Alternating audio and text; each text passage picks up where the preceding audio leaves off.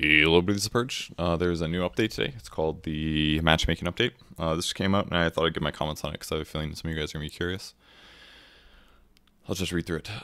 Today's update focuses on improving the matchmaking experience with the restoration of solo queue, the addition of phone linking, and multiple other adjustments. So a lot of people have basically been complaining for maybe months, maybe years, about some issues with matchmaking that they feel impacts their experience in a negative way, and some of these are definitely very valid.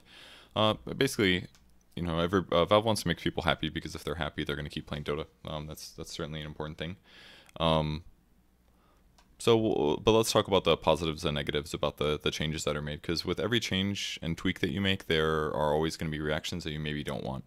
What's a good example? Let's say you buff Blades of Attack or something. Well, that's going to make Juggernauts happy, but it's going to also make maybe supports less happy, or maybe chasing heroes less happy, or something like that. There's always consequences to what you do that may be farther than what you think they are. So let's talk about those. Linked phone number. So first major change, basically you have to register a phone number to your account so that you can play ranked matches. If you don't have a phone linked to your account, you cannot play ranked matches, period. So you need a phone and you need a unique phone number basically to play ranked no matter what. This is generally seen as a good thing because it makes it much harder to smurf. You can't just go out there, make a new Dota 2 account, spend $5, and all of a sudden you got a second account that you can smurf on and beat people until your MMR changes to the point where it's supposed to be. Smurfing is generally seen as a problem. Just because what happens is high MMR players, when they end up getting to high MMRs, there's very, very few of them, and we're talking less than 1,000 people probably that are above 7K. There's probably less than, I don't know, let's go to the leaderboards here, right here. All right, so this is in Americas, right? Look at that. The top player is 8,700, and if we go to the bottom player, we're at 2,000. So if you're above 6,374 MMR in America, you're on the leaderboards. That's all it takes. Look, there's Capitalist, 6,391. There's less than 200 players in any NA that are active. Keep in mind, this is only players that have played games in the last 15 games in the last 21 days. So there's only 200 players that are above 6.3k MMR in NA that play on the NA servers. There's not a lot of players in high MMR. So if all these players, if they all happen to not be queuing at the same time, for example, it's very difficult to find matches, basically, is part of the problem. So some of these players, if they're queuing for a game, but it takes literally hours to find a match, or maybe I don't know, 30 minutes, 40 minutes, 50 minutes, what they'll do instead usually is they'll load up their Smurf account and then they'll play games, because they'd rather play than not play. I left my phone in the other room, but that's okay. They'd rather play than not play. And then what happens is those players are in games they shouldn't be in, and the teams that they happen to be on will have a higher chance of winning than their opponents. And sometimes you can tell, sometimes you can't. Most players as a whole are going to always call Smurfs, maybe more often than exists. For Europe, there's different numbers. Keep in mind there's way more players in Europe, which is probably why their overall MMR is better in this region. That's probably why that happens. Looks like C's actually caught up a lot in MMR. Their numbers used to be a lot lower, just a little bit higher than NA. Yeah, and China I know is a very different MMR ecosystem. I know that for sure. So, yeah, not that many players. Doing the phone linking thing is kind of a good idea for that reason. Basically discourages Smurfs. You can't just go make a Smurf and play on it. You'd need a phone for it. So it's like putting a barrier of entry in. There are ways to get cheap phones from what I know, but I don't know very much about phones. So I don't know. This is kind of negative. I'm thinking of children. And by children, I mean if you're 13 years old and you don't have a telephone. I know a lot of kids do, but what if you don't? That's kind of a obnoxious thing that you might have to go through to even play ranked. MSS tweeted something like that. He basically said, let me find it on my other monitor. MSS, where are you at? He basically said that when he was first coming up as a pro player, he actually didn't have a telephone. When I started playing Dota a lot and got into the scene, I didn't have a phone, meaning that when he started playing with teams and stuff like that. And he says, different families, different conditions, which is fair. There's going to be some parents who don't allow their children to have phones, and that means that those kids, if their parents don't let them have phones or have a phone in the first place, they literally can't play ranked matchmaking unless they go out and get a phone, which kind of sucks because there's maybe a few people that might slip through the cracks because they don't have telephones. That'd be kind of shitty. But as a whole, it should discourage smurfing and make it more expensive to actually make a smurf and play ranked matches, which means that if you have a bot and you want to help your other accounts get up ranked or out of low priority or whatever, then those bots all need phone numbers as well. So it basically just puts a lot of economic pressure on the whole model of trying to get Smurfs and things like that, which is generally a good thing. This won't affect me at all. I never use a Smurf. I have like an alt account that I used briefly for like 2 months back in like 2014 or something, but I haven't touched it since then. So it doesn't bother me. And my MMR is not high enough that I need a Smurf anyways. I can always find matches pretty fast. Solo queue. 1 second. Tango. Please stop beating that. Please. Please. Solo queue. With the return of solo queue, solo players who want to ranked matchmaking can now choose to match only with solo players. This is something that a lot of players complain about, in the fact that they play solo, but sometimes you get like parties of 2. And that's usually seen as a negative because the general thing to say is that those party players don't try as hard. And I actually disagree with that personally. For example, the way that I play party queue is when I play party queue, I don't only pick support. When I play solo queue, I exclusively play support unless all my teammates already pick support, which happens like 1 every like 50 games or something. So in the off chance that I'm playing party and I get into those games, I usually don't realize it. But in those games, I pick whatever hero I want or I random. And I usually random like first pick or the second pick always, so that I'm not being an asshole about it. And so I basically play any role. As a result, my ranked party MMR is much lower than my solo is because I play my best role when I play solo, and when I play random, I play every other role. And I still play hard, I still try hard, and I still go good builds pretty much when I play party. And as a result, my party MMR is like literally 1,100 less below, which means that if I'm playing party, my team actually has a higher chance to win if I play support, is another factor of it. So I'm personally not of the opinion that it's a bad thing to let parties of 2 play with solo queue players, because I feel that it can be a little like RNG sometimes, and that some people's party is way off. It could be like 2K off their solo, but it doesn't bother me that much personally. And I think it's overall good because then if people are trying to find matches, they'll find matches faster, which ultimately is an important thing. But now for the people that it really does bother, they can choose to not play with those parties. So it'll just be another thing that the Valve algorithm goes through to basically decide, is this party going to fit? Is this party going to fit?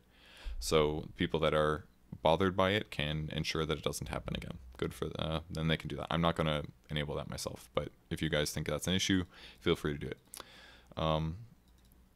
So that's done. Those people can no longer make Reddit threads again unless there's a bug. Happy to hear. Party changes. So this is probably the other side of the coin. So starting today, if a player's solo MMR is higher than their party MMR, queuing in a party will result in the matchmaker assigning a higher MMR to that player. Effectively, these players will search for a match as if their MMR were halfway between the solo and the party MMR values. Now, my first thought upon reading this is that this is a negative for players like me, because currently my party MMR is based on how effectively I play other heroes, right? And in a lot of cases, as a high party MMR player, and by high I mean if you're around 5k party, that's generally seen as high. There's not a lot of players that are higher than that, because most of the really talented players don't grind party MMR for the purpose of gaining party MMR. So if you do a 5-stack with 5 players that are around 5,000 MMR, it takes forever to find games usually. If your average is about like 45 to 4,700 or higher, it takes a long time to find games, usually like 20 to 30 minutes sometimes. And if you're with like 5 really good players, like 6k, 7k, 8k players, it takes like hours, like an hour or more to find games sometimes. And usually they're like, the winning team wins 2 MMR, the losing team loses 48 MMR. That's what it's supposed to be, but it won't. It's either +5 or -45 is how it works. So the problem with this is now, this basically means that right now my party MMR is going to be 500 higher than it is currently when it finds a match, because it's going to estimate into my solo queue into that. So this is, for me personally, this is already a tiny negative, because technically it means that my party MMR games are going to be higher. But with that said, this is also a positive, because party MMR is not accurate, really. And by that I mean, I don't mean that people's party MMR is not accurate. Party MMR, if you guys watch my MMR series, this is already pretty much explained there. But to explain party MMR, the negatives of party MMR is that I'm always choosing to be with somebody on my team that's probably my friend and I play with regularly. And therefore, your guys' MMR only goes up or goes down if you lose together. So if I play with a friend who has party MMR of 2,000, but really they're only a 1k player, That means that all of the games I play are going to be much harder because that player is over ranked because they won more games than they should have, or they got placed too high. So that means that my MMR, party MMR of like 4,900 is kind of the same as if I was a 5,900 player. So it makes all my games really hard because my ally sucks.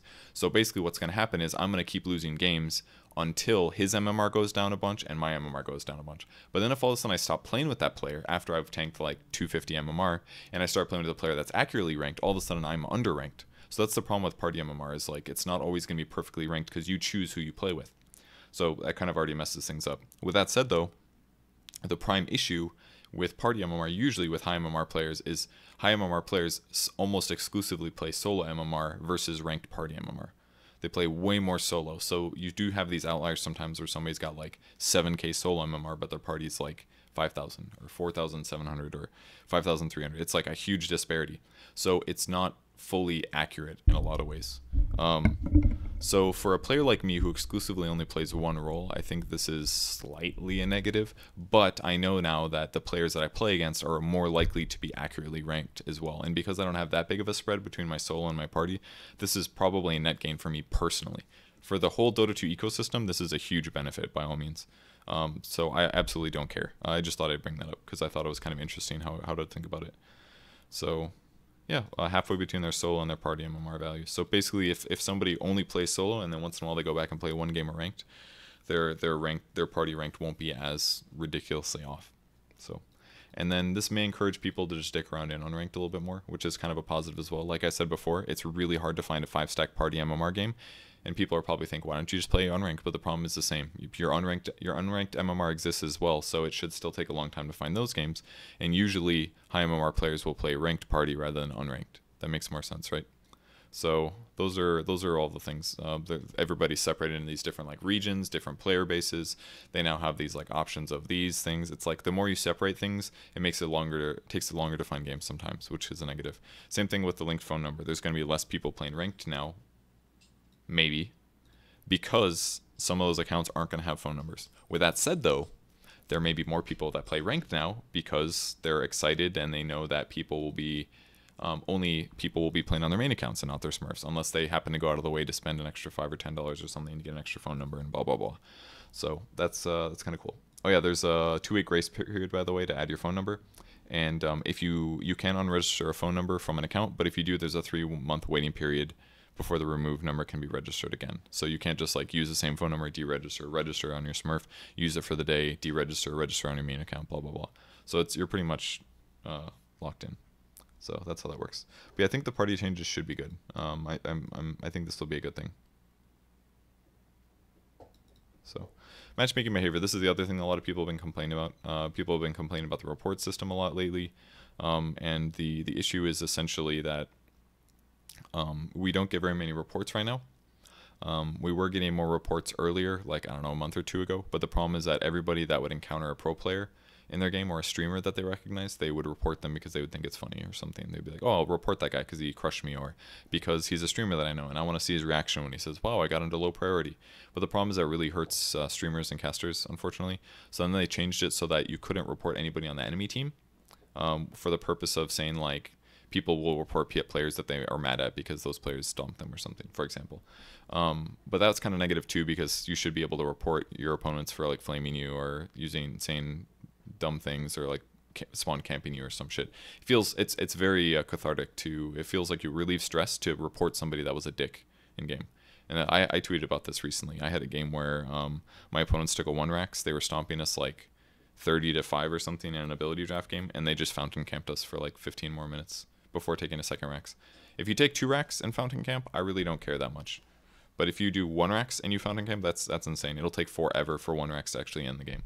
That shit's bullshit. Personally, it's even kind of addicted. 2 racks and fountain camp. It's basically like 3 racks, mega creeps, fountain camp, or nothing at this point, because Dota 2 is a little bit different. Dota 1, 2 racks, fountain camp wouldn't take that long to end the game. But I think many things have changed in the years. So the changes are now, if you get in low priority, you also get a duration-based ban from ranked queue. Because before it would be like you have to play 3 low priority games, which is you have to play a single draft game and you have to win it.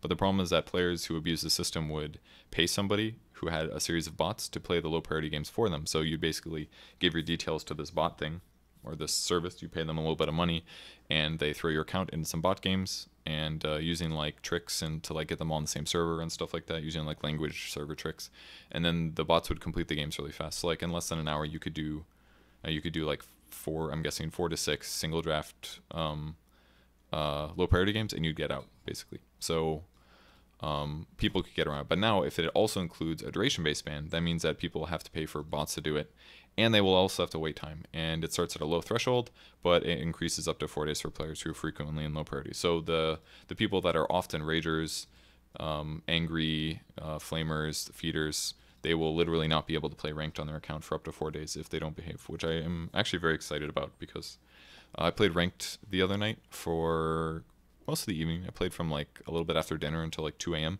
and I lost most of my games. And I'm not blaming ragers by any means, but because I definitely played sloppy. I think I probably lost maybe like 2 more games than I should have. So I only won like 1 out of 6 or something, but I probably should have won like 3 out of 7, 3 out of 8 or something. But I still played bad. Either way, there was a lot of ragers in those games. It was pretty bad, honestly. And they were mostly averages of about 6K games. I even played one that was like a 7K average.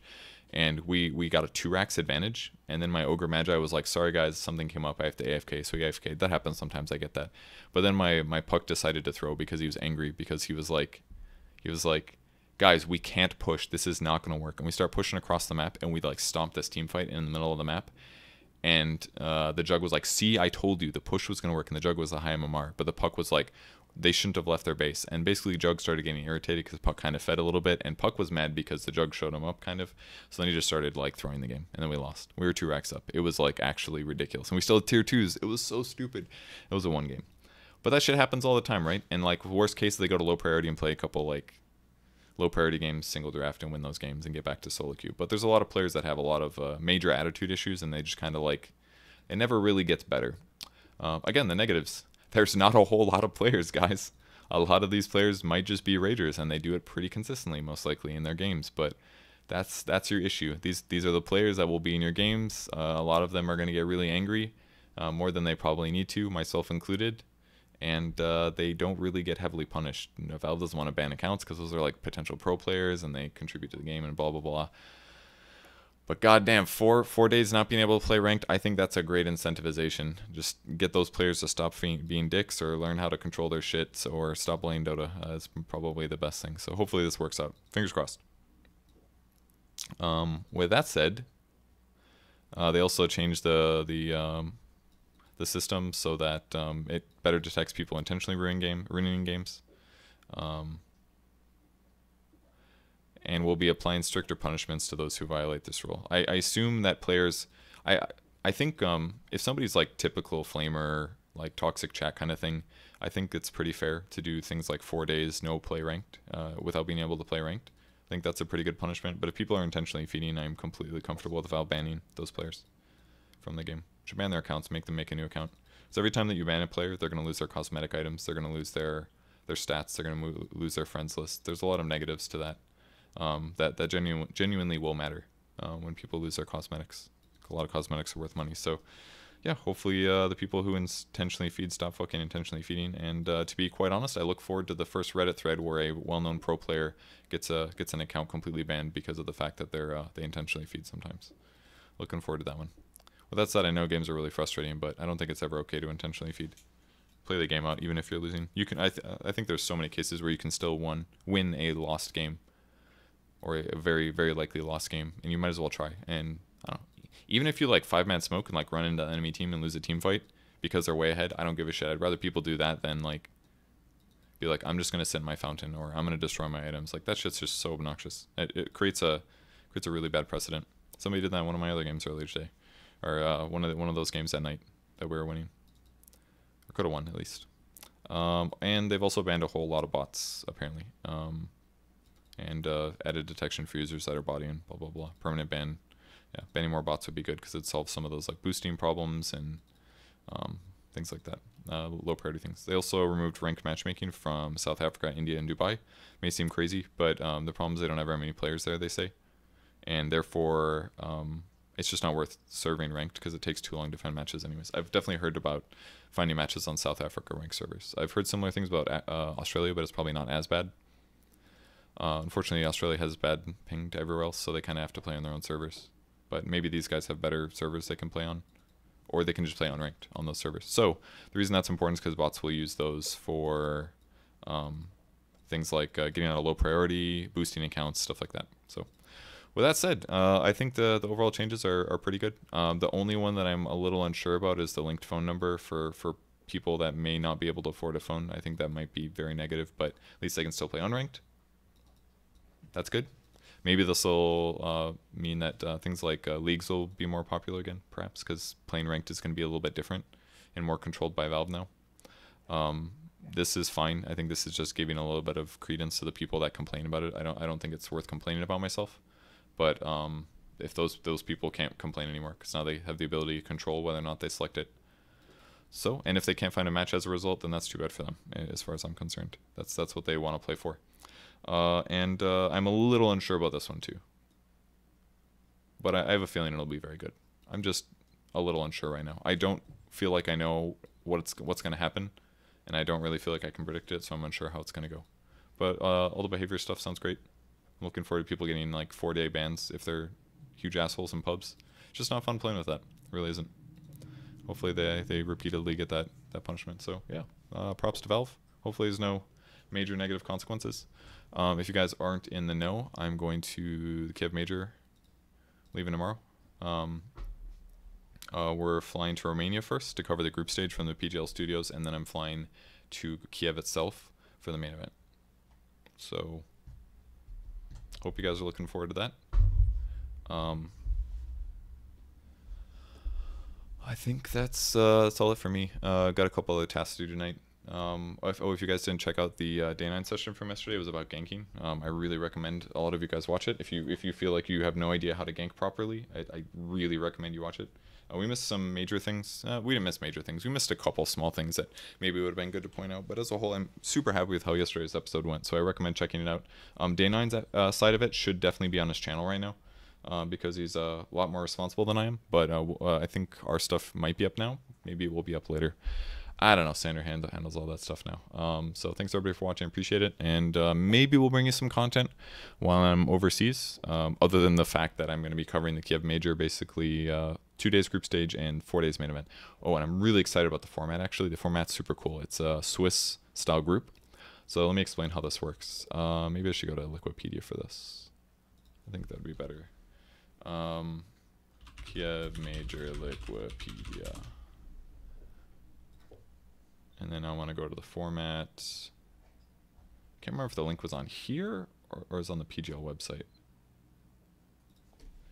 Kiev Major site. Where are you? I literally was just there. Maybe we'll find it on their Twitter. Nope. No URLs. URL. Hey, there's me. Go. Tickets. Oh god. Alright. I don't know where it is. Let me just go back to the Liquipedia. Okay, so basically the way it works is that here's all the teams, right? They will all play. They will be seeded for their first match, so they're all going to be matched like basically in 1 to 16 or something. The number 1 team, is that true? Or is it the other way? Does it match 1 with 16? It might do something like order them 1 to 16. The first seeded team plays the 16th, 15 plays the second, and then they all end up, one team wins that game, and one team loses the game, I believe. And I think they're BO3s. Yeah, they're BO3s, I'm pretty sure. So then you have 8 teams that have won 1 game, and 8 teams that have lost 1 game. And then all the 8 teams that won 1 game, they will be matched to play each other. That's 4 sets. And then the 8 teams that lost their first round will play. And then what happens is you'll have 4 teams that are 2-0, 8 teams that are 1-1, either from both groups, that either the winning group that lost or the losing group that won. And then you have 4 teams that have gone 0-2. The 0-2 teams play, the 2-0 teams play, and the big pack of 1-1s play again. The team that goes 3-0, there should only be 2. They both get first seeds. And the 2 teams that lost their third series as well gets 0-3. Those 2 teams get last seeds. and then there's this big clump in the middle that's like 2-1 and 1-2, and those teams also play another match, and then you basically have seeding for the main event.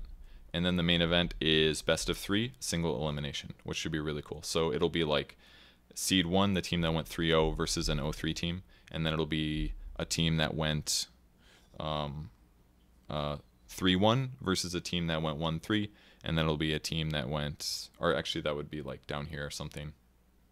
Yeah, it would be like 3-1 versus 3-1 versus 1-3, and this would be like 2-2 versus 2-2 or something. And then this one would be like, I don't know, something else. 0-3, nah, another like 2-2, 2-2. It'd be like 2-2-2, 2-2 teams, 2-2-2, 2-2 teams, 2 sets of those 2 teams, and yeah, whatever. They're gonna play a lot of matches, and it's single elim, and somebody's gonna win the fucking prize, and it's best of 5 at the finals. It'll be. I really like the format idea. I think this will be really fun to watch for the group stage. Go tune into it. It should be at twitch.tv/PGL_Dota. Most likely is where it's gonna be. No, it's not. It's gonna be twitch.tv/Kiev Major. Where's the Twitch link? It's gonna be on Twitch. It's gonna be huge. Everybody's gonna watch it. Go watch it. All right, see you guys there. Bye. Oh god, my green screen looks awful on black background. I'll fix it later. All right, bye guys.